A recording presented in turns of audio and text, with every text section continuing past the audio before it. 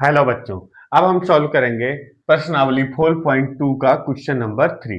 ठीक है, क्या दिया गया है? ऐसी दो संख्याएं ज्ञात कीजिए जिनका योग 27 हो और गुणनफल 182 हो। ठीक है, तो मान लेते हैं दो गुणनखंड। ठीक है, एक हम मान लेते हैं x और दूसरा मान लेते हैं हम 27x। ठीक है, जो कि हमें दिया गया है। ठीक है, बराबर 182 हो। ठीक है, अब देखो 27x है। ठीक है, तो इसे हम लिखेंगे, x को इसमें गुणा करेंगे तो क्या हो जाएगा? x को x में गुणा करेंगे तो x स्क्वायर हो जाएगा। ठीक है, माइनस है तो माइनस का साइन दे देंगे। ठीक है, ये हो गया आपका 27x। ठीक है, बराबर 182। ठीक है, अब देखो, जैसे कि आपको पता है कि इस गुणनखंड को इसमें हमें क्या करना होता है? गुणा करना होता है।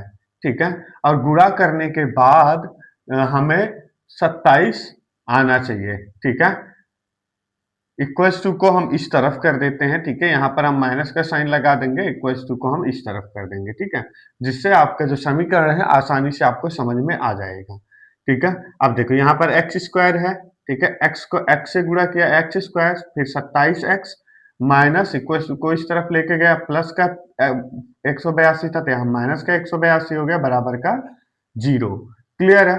अब देखो, इसको इसमें गुणा करने के बाद माइनस का साइन है तो माइनस करने के बाद क्या आना चाहिए? 27 आना चाहिए। तो जो है यहाँ कुछ नहीं है तो एक मान लेते हैं।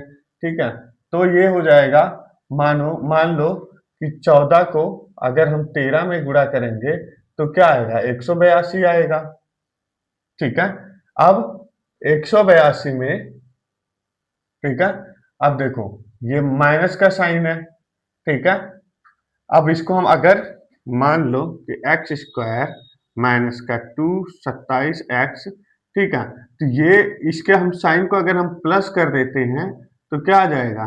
182 बराबर का 0। ठीक है, तो अब देखो 14 प्लस 13 को अगर हम प्लस करते हैं तो क्या आता है? 27x आता है। ठीक है, मतलब 27 आता है। ठीक है, तो इसको हम लिखेंगे एक्स स्क्वायर माइनस 27 की जगह पर लिखेंगे 14 प्लस 13। ठीक है, और x।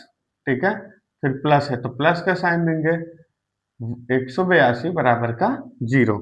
ठीक है, अब देखो ये हो गया आपका एक्स स्क्वायर माइनस 14 को x में गुणा करेंगे तो ये हो जाएगा 14x, प्लस है तो प्लस 13 को x में गुणा करेंगे तो क्या हो जाएगा?